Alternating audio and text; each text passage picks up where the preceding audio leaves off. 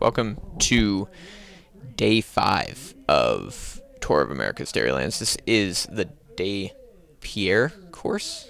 Pretty good course. Nice technical parking lot turn. You'll see it at the end here. But knew it was going to be a little bit harder. One of the hottest races of the series so far. Very humid race. It rained right before this. So the humidity was just sticking around. Everybody was sweating like instantly in this race, but very humid, a little hot. I think it was like 80s, so not crazy compared to like the Tulsa weather, but the humidity was probably the defining factor in the weather here. The first two corners there were pretty wide open, nothing too crazy, very fast. Second corner, which pretty much was the only one that required you to coast. But then coming into the third corner here, tight U-turn onto like a parking lot, essentially. Tons of tar snakes, lots of pavement changes, and then another tight double right-hander, almost U-turn into a left into the finish. So pretty weird course, pretty fun course. Kind of racing like a go-kart track, where being at the front was not any more difficult than being at the back. Hard tail gun, I would say, in this race. Oh, shout out to Michael Lambert here for giving my teammate Clayton some bibs. We got to the race and discovered that Clayton had forgot his skin suit. So that was a nice little pre-race scramble. But going a little bit farther into this race, we have Ethan Crane here on the left. These boys, including Ethan Crane and Cade Binkmore, just showed up from Tour de Beauce after doing a pretty good job up there. I think they got second in the overall with Tyler Stites. But here's Cade Binkmore on the left. These guys are super strong, good sprinters, and they're going to send. So pretty fun racing. I decided to jump across to who is up the road. Looks like an automatic guy. I really started to get comfortable with these turns here. I took a little bit different line than most people, like entering a little earlier, and then yeah, not scrubbing speed on the exit. I'm not sure if my line was that much faster, but what it allowed me to set up for was that turn, which I could pretty much pedal the whole way through, which was uphill, so pedaling the whole way through was actually seemingly a pretty big win. So eventually got caught by Mendez here, and we would roll the front for a few laps. So started rolling the front. I guess my attack was at 105, and now we're rolling the front. We didn't get caught for another like 10-12 minutes by Scott McGill, who bridged across, and then we were riding pretty hard. It seemed like the pack, like the elastic, was going to break at some point, but this next lap, after the pack sat up, Clayton attacked on the inside there and sent it solo for like 10 minutes. So I got to send it with Mendez, and then Clayton off the front, representing pretty well. A little bit later, Luke taking a hot route on that bottom corner there, and Clayton, I believe, is still off the front, maybe about to get caught. Lots of dudes were just like sending bombs, and seemed like if the bomb was sent on the right point, the like first, second corner, that whole area, people could sit up and it would still pull back time on like a solo rider or a break. So we were kind of figuring out it was likely to be like a reduced bunch finish, as opposed to like a solid breakaway at this point. But still got to keep our eyes on the Project Echelon boys, see how they're racing. Big gaps like this for point sprints were pretty threatening too, although once you see guys going that hard for point sprints, it's pretty much guaranteed they're not going to keep rolling with that kind of thing. But also big teams like Rainstorm there not represented. Luke Fetzer had another send moment there on the outside, put a foot down, ended up all right. But I think he found the limit of that turn, and yeah, onward. So Rainstorm pulling back a little gap to a group here. This happened the day before as well, where gaps to like larger groups would start to open up.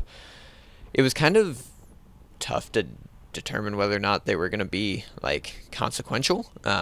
That's a big old group, so hoping it stops working together, hoping somebody skips a pool or someone from the back, like Lucas Burgoyne here, decides to bridge up with like a massive move, and then just doing my best to spend as little energy as possible to get back into it. Eventually, the group came back together. This is about half an hour to go, and I spotted a little gap there, had some momentum, so decided to send it up into that group. There's Project Echelon, Work Hard, Be Humble, Rainstorm, all up there. Almost all the teams that would be willing to like do an actual pulling back effort, so thought this one was pretty threatening and that I should get across to it.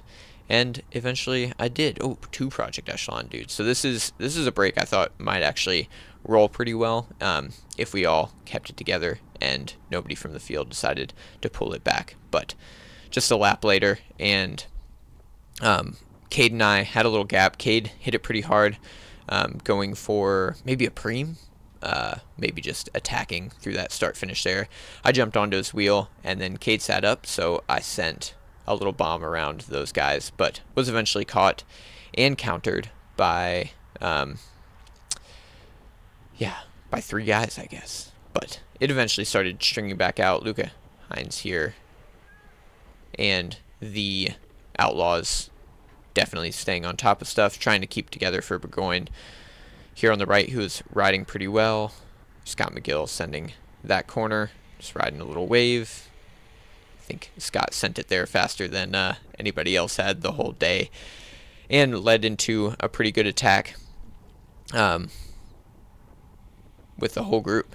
So that was pretty cool. It was interesting to see how different people took different lines through those top corners, but ultimately there was no like huge advantage to any particular line that I could see. It was just best not to like lose time on them, as in falling down on them. So I think that was on everybody's mind. The exit here was kind of interesting into that left-hander, depending on how you wanted to set up into that. But here with 20 minutes to go, Luke sending it pretty hard on the front, trying to keep the pace up, trying to keep everything pretty strung out behind. And then 13 minutes to go here, Cade Bigmore sending a good little attack into this 180 turn. It was hard to judge this turn when you were solo. I think Preston didn't want to risk it too hard for the biscuit there, and then ended up catching Cade into these last few turns. Yeah, picking your line was super challenging on these top ones, but I knew Cade was a weapon, and to keep my eye on him through this whole thing. There's a dude off the front there. Looks like, I think Wanarango from Work Hard, Be Humble, he sent a pretty good attack and was off the front solo for a good bit. He is a beast too, racing with him when he was on one of the NCL teams last year at Gateway. A little bit later on here, Hot Tubes Kid would send a little attack, and Luke Fetzer actually jumped on the front for quite a while, like 10-15 minutes, just trying to keep everything together. After Luke pulled off, Project Echelon dudes took up the front, 3 of them here. They had Scott McGill with like first lead out, first rider, and then Ethan Crane on his wheel, Cade Bigmore sweeping, kind of last sprinter, depending on what their roles were. But you see Thomas Gibbons and Clayton there fighting for the Echelon train wheel.